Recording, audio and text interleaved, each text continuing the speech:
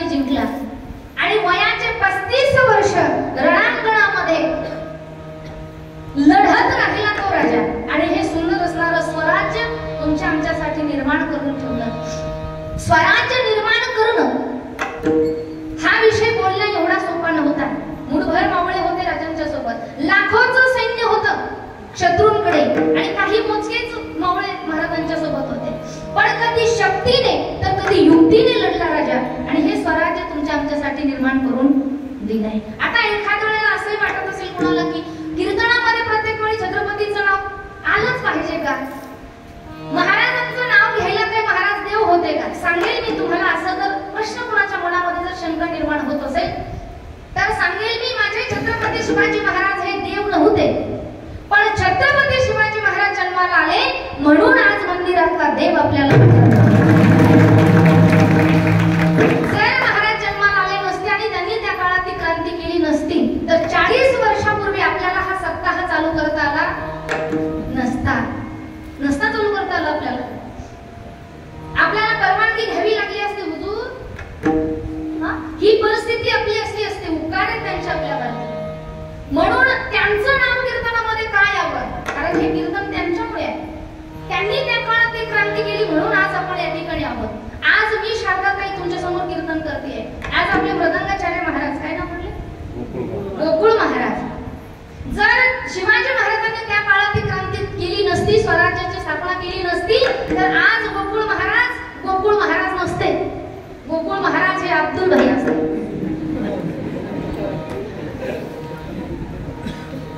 नाही का?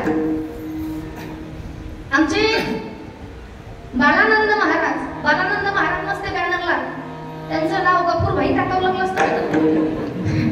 ही परिस्थिती असली असते। आज छत्रपती शिवाजी महाराजांचे हे उपकार आहे की आपल्या मंदिरातला देव, आपल्या दारातली तुळस, अंगणातली गाय, चुलीपासली माय आपली आज सुरक्षित आहे, ती फक्त छत्रपती शिवाजी महाराजांची, राजांचे उपकार आहेत आपल्यावरती। आणि मग असे जर मुलं जन्माला येत असतील तर ते मुलं मग आपलं भाग्य ठरू शकते, कारण छत्रपती शिवाजी महाराजांसारखा राजा, छत्रपती शिवाजी महाराजांसारखा शूरवीर मागेही जन्माला आला नाही, आताही नाही आणि पुढेही येणार नाही, तो फक्त एकच आहे, एकच राजा इथे जन्मला, एकच राजा इथे जन्मला, शिवनेरी किल्ला, माझ्या राजाचं नाव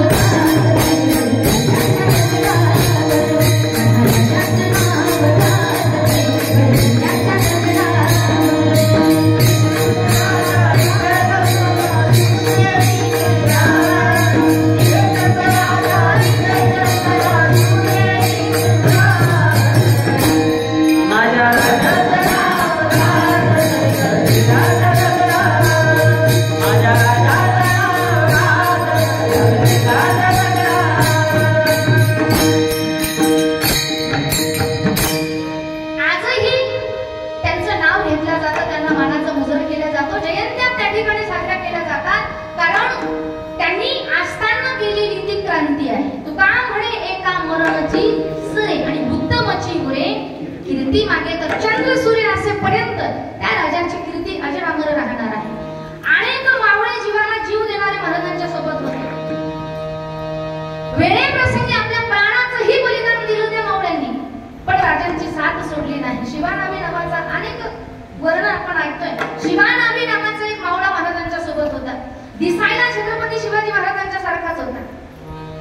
शिवानावीने ज्या वेळेला छत्रपती शिवाजी महाराजांनी ठरवलं की आता पन्हाळगड सोडून विशाळगडावरती जायचं आहे, कारण सिद्धी जोहरने वेढा मारलेला होता, खूप मोठा तो प्रसंग आहे, आपण अगदी थोडक्यात पाहणार आहोत। ज्या वेळेला गड सोडायचं ठरवलं, त्र्यंबक पंतांना त्या गडाची जबाबदारी दिली छत्रपती शिवाजी महाराजांनी आणि काही मोजके मावळे घेऊन बाजीप्रभूंना सोबत घेऊन महाराज निघाले। शिवानावी समोर हात जोडून उभा राहिला, महाराज तुम्ही तुमचा पोशाख, तुमचा जिरेटोप मला द्या, मी परिधान करतो, कारण मी दिसायला तुमच्या सारखाच आहे, मी तुमचा पोशाख परिधान करतो, थोडा आवाज मोकळा द्या, तुमचा पोशाख मी परिधान करतो आणि एका रस्त्याने मी जातो, कारण शत्रूची दिशाभूल करण्यासाठी, आणि दुसऱ्या मार्गाने तुम्ही निघून जावा। छत्रपती शिवाजी महाराजांनी सांगितलं, शिवा अरे हे फार जबाबदारीचं काम आहे, जर शत्रूने ओळख की तू छत्रपती नाहीयेस, तू शिवा नावी आहेस, तर तुझा प्राणही जाऊ शकतो. त्यावेळेला शिवा नाव्याने सांगितलं, राजा अहो 100 वर्ष शिवा नावी म्हणून जगण्यापेक्षा एक दिवस छत्रपती बनून मेलेलं परवडलं. आणि वेळेप्रसंगी शिवा नाव्याने आपला प्राणही दिला. अशी जर मुलं जन्माला येत असतील ना तर ती आपलं भाग्य ठरू शकतात. पुढे बाजी प्रभूने महाराजांची पालखी घेऊन एका रस्त्याने निघून गेले. विजापूर नावाचं गाव लागलं, तिथे ती घोडखिंड आहे. त्या घोडखिंडीमध्ये बाजी प्रभूने महाराजांची पालखी खाली टेकवली आणि आता महाराजांना मुजरा करतात बाजी प्रभू, राजा जावं तुम्ही विशालगडावरती. जोपर्यंत तुम्ही विशालगडावरती पोहोचत नाही ना तोपर्यंत एकाही शत्रूला तुमच्या पाठीमागे येऊ देणार नाही हो राजा. जावं तुम्ही. राजा जाण्यासाठी नकार देत होते. बाजी अहो तुम्ही आमचे मावळे आहात, तुम्ही आमचे सवंगडी आहात आणि तुम्हाला एकट्याला सोडून आम्ही पुढे नाही जाणार बाजी. बाजी पुन्हा पुन्हा विनंती करतात, राजा जावं तुम्ही, कारण लाख मेले तरी चालतील राजा, पण लाखाचा पोशिंदा जगला पाहिजे. ही मन आजही अजरामर आहे. पुन्हा पुन्हा बाजी प्रभू मुजरा करतायत, राजांना जाण्यासाठी विनंती करतायत. राजांना सांगितलं, राजा तुम्ही पोहोचल्यानंतर तोफांचा आवाज करा, माझ्या लक्षात येईल तुम्ही पोहोचलाय. आणि जेव्हा छत्रपती शिवाजी महाराज निघाले 6 तास विशालगडावरती जाण्यासाठी लागले. तोपर्यंत 6 तास बाजी प्रभू एकटे त्या शत्रूशी झुंज देतात. त्या खिंडीमध्ये रक्तबंबाळ पूर्ण शरीर झालेलं होतं. हात त्या ठिकाणी रक्तबंबाळ झालेले तरी सुद्धा बाजी प्रभू लढतायत. 6 तास उलटून गेल्यानंतर तोफांचा आवाज केला राजांनी आणि त्या तोफांचा आवाज कानावर पडल्याबरोबर बाजींच्या लक्षात आलं की आता माझा राजा पोहोचला, आता माझा राजा जगला, माझा राजा जगला ना आता अर्थात माझा महाराष्ट्र जगणार आहे. आता हा बाजी मेला तरी चालेल. त्याच तोफांच्या आवाजाची वाट बाजी प्रभू पाहतायत माझ्या दादांनो, जगण्यासाठी नाही तर मरण्यासाठी. अशी जर मुलं तुमच्या पोटाला जन्माला येत असतील ना तर हे मुलं तुमचं भाग्य ठरू शकतात. विठ्ठल विठ्ठल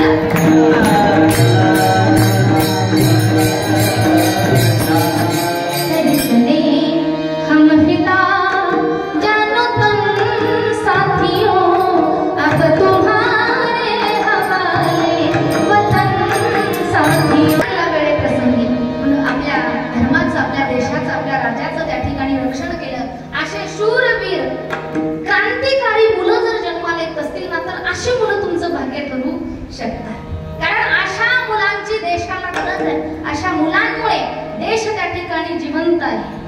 हे मी बोलत नाही, संतांचं वाक्य आहे. दीन सजावत देश को सती संत और शूर, दीन लजावत देश को कपटी कायर क्रूर. तिघांमुळे देश आज त्या ठिकाणी जिवंत आहे. कोण? दीन सजावत देश को सती संत और शूर. सती पतिव्रता स्त्रिया भारत देशामध्ये आहेत म्हणून भारत जिवंत आहे. संत महात्मे खरे संत आजही देशात आहेत म्हणून देश जिवंत आहे. आणि शूरवीर देशाचे रक्षण आजही सीमेवरती करत आहेत ना म्हणून हा देश आपला जिवंत आहे. विठ्ठल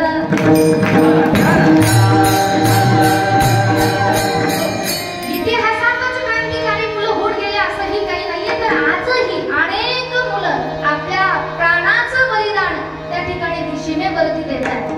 खऱ्या अर्थाने मला वाटतं आपल्या गावामध्ये प्रवेश करताना कमानीवरच मी नाव वाचलं पाहिजे. शहीद जवानांच्या नावाने ती कमान आहे. आपल्या गावातलेच का? खरोखर त्यांची ही खूप मोठी सेवा आहे, खूप मोठी भक्ती. ज्या नवविध भक्तीमध्ये जे आत्मसमर्पण नावाची जी भक्ती आहे ना ती भक्ती सीमेवरचा जवान त्या ठिकाणी करतो.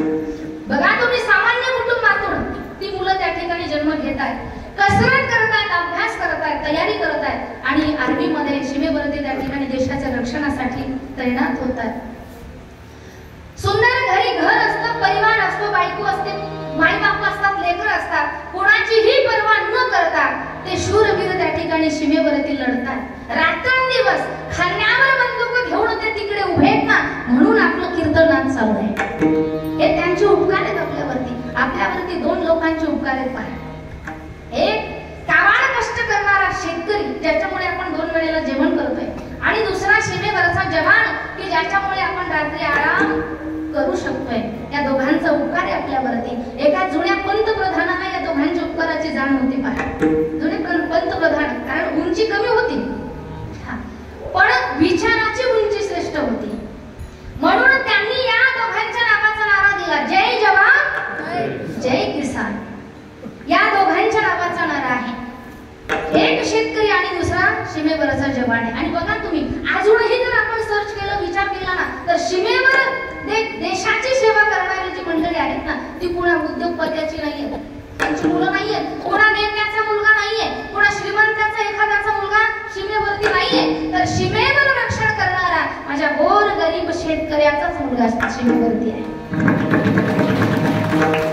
आजही पाहतोय आपण, एखाद्या वेळेला 15 ऑगस्ट असेल, आता प्रजासत्ताक दिन आहे ना, 15 ऑगस्ट असेल, 26 जानेवारी स्वातंत्र्य दिन असेल, महाराष्ट्र दिन असेल, या दिवशी आपण ध्वजारोहण करतो, तिरंगा फडकवतोय आपण शाळेवर, शासकीय कार्यालयाच्या समोर. पण तो तिरंगा जो फडकवतोय आपण ना, तुमच्या गावात कसं आहे मला माहित नाही, एखादा श्रेष्ठ व्यक्ती किंवा अध्यक्ष असेल, सरपंच असेल, त्यांच्या हाताने आपण तो तिरंगा फडकवतोय, चांगली गोष्ट आहे. पण माझं वैयक्तिक मत असं आहे, तुमची काय मानसिकता असेल मला माहित नाही, पण हे माझं वैयक्तिक मत आहे. मी प्रत्येक कीर्तनामध्ये हे माझं मत मांडत असते. आता किती टक्के त्यामध्ये बदल होईल ते त्याच्यावर अवलंबून आहे. पण मला असं वाटतं, माझं वैयक्तिक मत असं आहे की जो तिरंगा जो फडकवायचा, त्या तिरंग्याची दोरी जी ओढायची आहे ना, ती दोरी ओढण्याचा अधिकार त्याच्याकडे असला पाहिजे. ज्या माई बापाने आपल्या काळजाचा तुकडा सीमेच्या रक्षणासाठी, देशाच्या रक्षणासाठी सीमेवर पाठवलाय, त्या माई बापाला तो अधिकार दिला पाहिजे. कारण खरी तिरंग्याची किंमत त्या माई बापांना जाऊन विचारा की ज्यांनी पोटचा गोळा देशासाठी पाठवलेला आहे, देशाच्या रक्षणासाठी, त्यांना खऱ्या अर्थाने त्या तिरंग्याची किंमत कळते. बघा तुम्ही, 4 दिवस जर एखादा मुलगा जर गावाला गेला आणि घरी नाही आला ना, तर मायबाप डोळ्यात प्राण ओतून त्या मुलाची वाट पाहत असतात. सीमेवरती जे देशाच्या रक्षणासाठी गेलेली मुलं असतात ना, अनेक वर्षापर्यंत कधी काळी अशा प्रसंगात त्यांना सुट्ट्या सुद्धा मिळत नाही, पण तरी सुद्धा त्यांनी ठरवलेलं असतं, जगायचंही देशासाठी आणि मरायचंही देशासाठी. दिल दिया है जान भी देंगे ए वतन तेरे लिए. हे खूप मोठं समर्पण त्यांच्याही जीवनातलं आहे, त्यांनी ठरवलेलं असतं. बहे खून मेरा वतन के लिए, बहे खून मेरा चमन के लिए, चमन के लिए मेरी जान जाए वतन के लिए, मेरी जान जाए वतन के लिए, मेरी जान जाए वतन के लिए, मेरी जान जाए वतन के लिए, बहे खून चमन के लिए, बहे खून चमन के लिए, चमन के लिए मेरी जान जाए वतन के लिए, मेरी जान जाए वतन के लिए, मेरी जान जाए वतन के लिए, मेरी जान जाए वतन के लिए, वतन हक में मुझको शहादत मिले,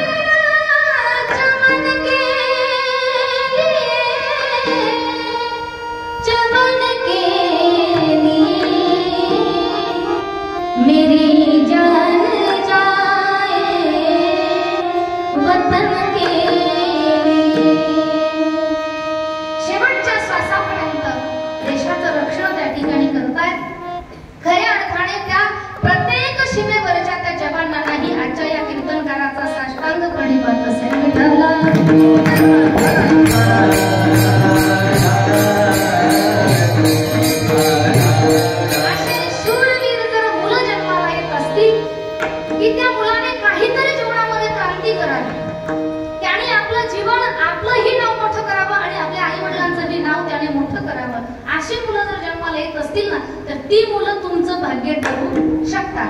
अन्यथा मुलगा जर कुकर्म करणारा असेल, दारू पिणारा असेल, जुगार खेळणारा, व्यसन करणारा असा जर मुलगा जन्माला येत असेल तर तो मुलगा तुमचं भाग्य ठरू शकत नाही. भाग्य तरी नव्हे धन पुत्र दारा. आता तिसरा प्रश्न आहे, दारा म्हणजे पत्नी. तुकोबाने सांगतात की तुमची पत्नी सुद्धा तुमचं भाग्य नाहीये. मग तुम्ही म्हणता पत्नी जर भाग्य नाही तर मग द्यावी का काढून येईल? असंही करू नका बरं का, नाही तर दगड घेऊनच मागा लागते माझ्या. तू सांगितल्यामुळे असं झालं. पत्नीचे 7 प्रकार शास्त्रामध्ये सांगितले. धर्मपत्नी, अर्थपत्नी, मोक्षपत्नी, कामपत्नी, सेवापत्नी, कर्कशा पत्नी. 7 प्रकार पत्नीचे. पत्नी जर धर्मपत्नी असेल, धर्माने आचरण करणारी असेल तर ती तुमचं भाग्य ठरू शकते. पत्नी जर सेवापत्नी असेल, दिनरात तुमची सेवा करणारी पत्नी असेल तर ती तुमचं भाग्य ठरू शकते. पत्नी जर मोक्षपत्नी असेल, तुळशीदासांच्या पत्नीसारखी मोक्षाचा रस्ता दाखवणारी पत्नी, ती तुमचं भाग्य ठरू शकते. अन्यथा पत्नी जर फक्त अर्थ म्हणजे पैशासाठी जीव लावणारी जर असेल तर ती तुमचं भाग्य ठरू शकत नाही. मग आपण ज्याला भाग्य म्हणतोय ते भाग्य वेगळं आणि संत महात्मे ज्याला भाग्य म्हणतात ते भाग्य वेगळं. तुकोबाराय सांगतात, उजळले भाग्य भाता, भाग्य उजळलं म्हणतात तुकोबाराय. पण संत ज्याला भाग्य म्हणतात ते भाग्य कोणतं? भाग्यवंत म्हणू जया शरण गेले पंढरीराया. जे भगवान परमात्म्याला शरण जातात ते खऱ्या अर्थाने भाग्यवान. किंवा तुका म्हणे भाग्य या नावे म्हणजे संसारी जन्मीचे याचे नाही. याला संतांनी भाग्य म्हटलेले. तुकोबाराय सांगतात की माझं परमार्थिक भाग्य उदयाला आलं कारण माझ्या जीवनात जी चिंता होती ती चिंता काय झाली? अवघी चिंता वारली. माझ्या जीवनातली चिंता वारली, गेली म्हणले नाही. थोडंसं लक्ष द्या. शब्द रचना किती फार सुंदर आहे संतांची. गेली म्हणले नाही, कारण गेलेली परत येऊ शकते. लक्षात आलं? उदाहरणार्थ आता घरात भांडण झालं. कुणाचं? तुम्ही काय ब्रह्मचारी आहे का सगळे? हा? उदाहरणार्थ घरामध्ये भांडण झाली आणि भांडण करून गेली बा रुसून. हा? भांडण करून गेली पण 4-8 दिवसांनी गेलेली वापस येऊ शकते ना. पण जर ती वारलीच, असं मरू नये बा कोणाची तुमची, पण जर वारली तर वारलेली परत येऊ शकते का? नाही. आता उदाहरणार्थ आजचे कीर्तनकार कीर्तन संपल्यानंतर आता गेली. आता गेलेली पुढच्या वर्षी परत येऊ शकते. तू म्हणता यायचंच का तुला पुन्हा? मी पुन्हा येईन. तुम्ही जर बोलवलं तर तुम्ही जर बोलवलं तर आज गेलेली कीर्तनकार पुन्हा वापस येऊ शकते ना. तुम्ही जर बोलवलं तर येऊ शकते. मनाने यायला काय भंगारवाली थोडीच. गेलेली परत येऊ शकते. पण समजा नाही मराव एवढ्या लवकर, पण समजा वारलीच तर परत येऊ शकते का? नाही. आणि जरी आता या भागात बरीच फिरलेली आहे मी, इकडं खानदरीला असेल, इकडं शिंगोड असेल, फुलंब्री असेल, या भागात बरीच फिरलेली असल्यामुळे जर कधी आमुषा टुनवाला जर तुम्हाला भेटलीच नंतर तुम्ही जे हरी करतात ना, विठाल भाव एकच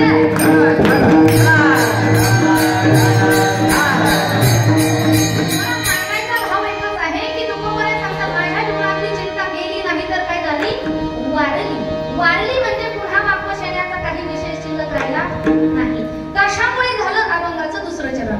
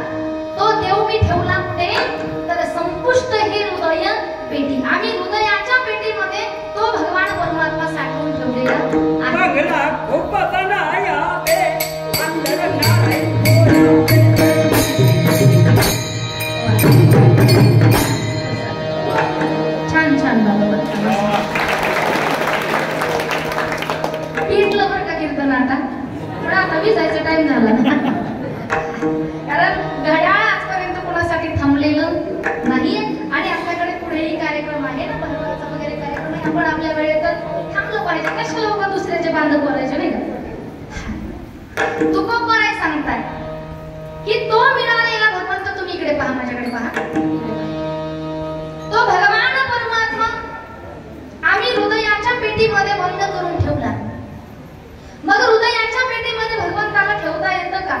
अनेकांनी भगवंताला हृदयामध्ये साठवून ठेवलेलं आहे. साठविला दाता जे लोक्याचा, धन्य त्याची माता, धन्य त्याचा पिता.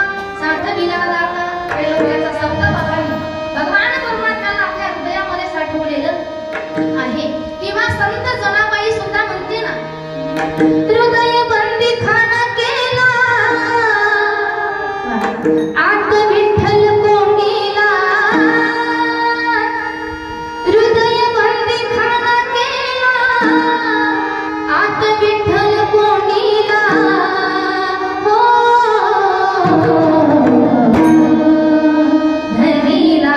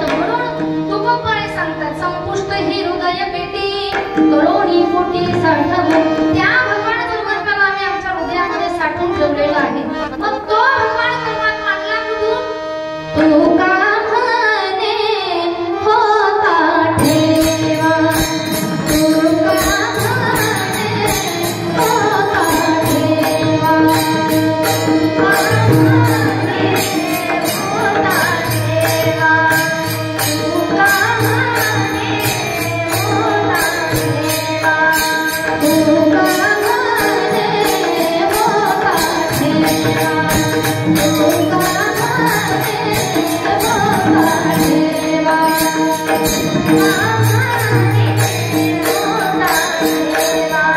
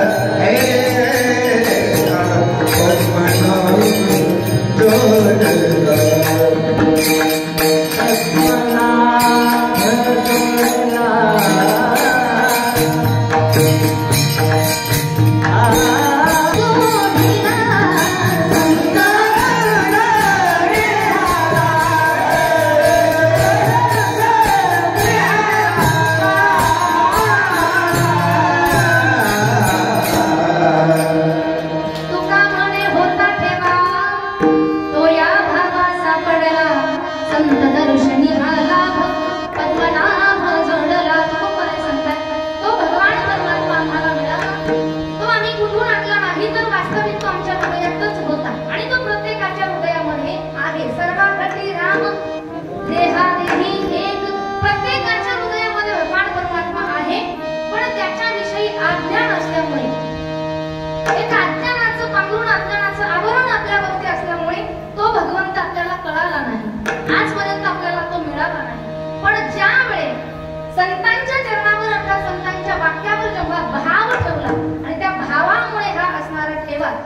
आम्हाला कळाला. कारण देव कशाने कळतो? भाव बळे एरवी भावाने देव कळतो. आता भाव अनेक गोष्टीमध्ये भाव असतात. बाजारातला भाव वेगळा आणि देवाला जाणून घेण्याचा भाव हा वेगळा. मग देवाला जाणून घेण्यासाठी देव भेटण्यासाठी जो भाव लागतो तो भाव आपल्या अंतःकरणामध्ये असला पाहिजे. तुकोबाने सांगतात त्या भावामुळे तो देव आम्हाला कळाला. मग इथं बसलेल्या प्रत्येकाला वाटतं ना आम्हालाही हृदयातला देव कळावा वाटतं ना. त्यासाठी काय करावं लागेल? संतांच्या चरणावरती भाव ठेवावा लागेल. संतांच्या वाक्यावरती भाव ठेवावा लागेल. कारण बिना भावाचा भेटायला तो काही बाजारचा भाजीपाला नाही. मनी नाही भाव म्हणे देव मला भाव, मनी नाही भाव म्हणे देव मला भाव. देव अशाने काय काही देव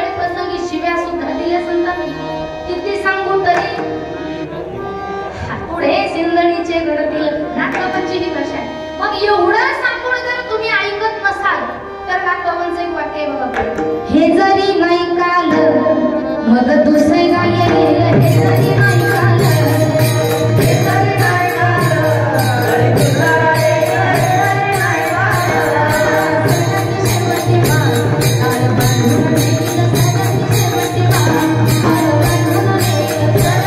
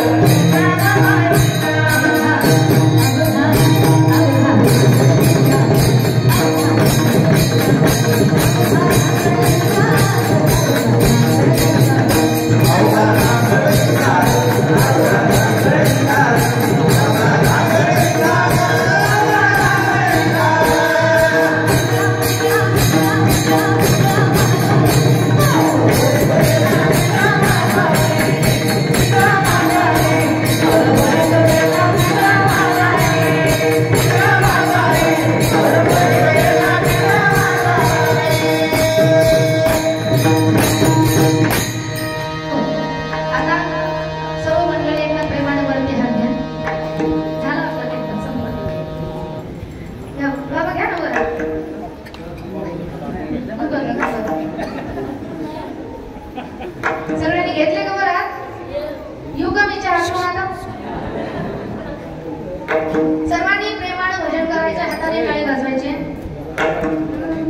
एक जण या इकडे मायला जो खेल गए प्राणों पे श्री राम के एक बार तो हाथ उठा लो मेरे हनुमान एक बार तो हाथ उठा लो मेरे हनुमान एक बार तो हाथ उठा लो मेरे हनुमान